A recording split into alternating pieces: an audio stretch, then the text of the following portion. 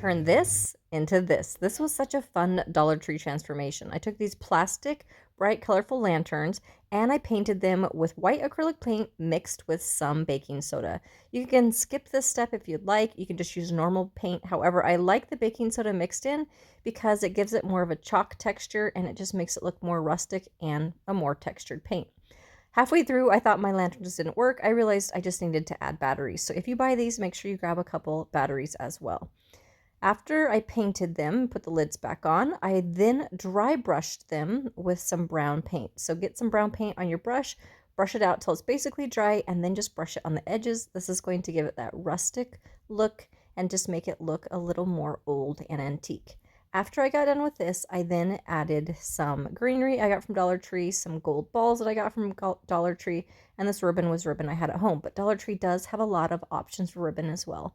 Look how cute they look outside, but they even look more magical at night with the lights flickering. I just turn them off before I go to bed